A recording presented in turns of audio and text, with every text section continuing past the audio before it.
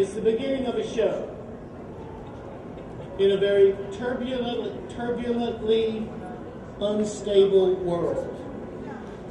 Some of it caused completely and absolutely by us ourselves, and some not.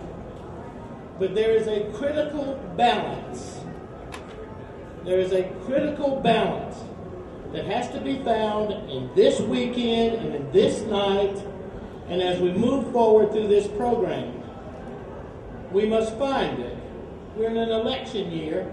It's the end of time, and the country's crazy. Okay, there's no doubt in my mind, if you saw this testimony of Goldman Sachs, and you watched it on C-SPAN for 10 hours and listened to the guy keep saying what a shitty deal it was, Timberwolves, and you read those emails, that's betrayal.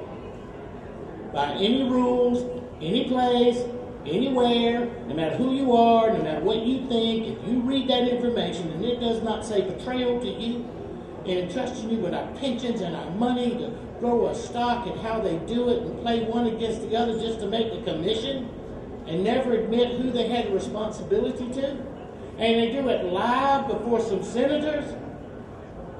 Hello? So, based on that, that's basically where we're going to have to operate as we move through these events and stopping and looking at each and every one of these booths. Stopping and looking at it. And taking the time to take a breath. To see if it feels right to you. If absolutely we have not been betrayed. And they play it on C-SPAN. And they run it 100 times.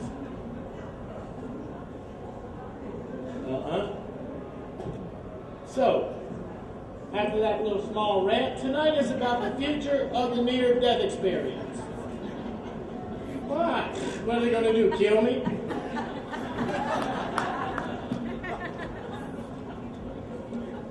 I mean, people are funny, guys. Look, I'm 60 years old. I have obsessive compulsive personality disorder about the acquisition of information. And if you kill me, you have definitely aroused my curiosity. And I will track you like the dog you are. So I got struck by lightning in 1975. Dead for 28 minutes.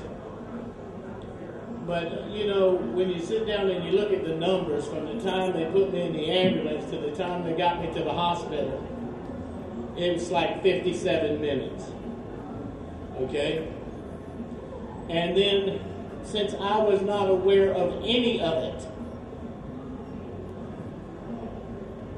I came up with this number of talking to the doctor that brought me into the hospital. This is like 4 months later. Because I could finally talk and hold the phone and didn't do this. And I could ask questions about what happened, because in 1975, everybody, South Carolina is not the best place to find enlightenment. I promise you. Whoa, Jesus, God. You know, you hear that all the time. Come on. So, the future of the near-death experiences, it will continue. And there will be more and more and more and more and more and more. It will be varying degrees of this experience because of the chemicals usually associated with normal surgeries. If Sanjay Gupta came on CNN and had 4 people and wrote a book about near-death experiences, that means you have to deal with it because it is happening in such repetition based on certain quantum experiences, looked and reviewed by psychologists and psychiatrists and blah, blah, blah, blah. And he says 850 of them happen in a day in America. Now, I don't know if y'all understand what I understand about that. Let me tell you something. One day, it'll happen just like this. Everybody who'd ever had that experience and who had gotten up will feel the call. Every single one. Many who know those people will feel the same feel of the calling. Because the most powerful of those people are near-deathers and those who believe because they know the person and they feel the person. And what's that person doing about having this experience?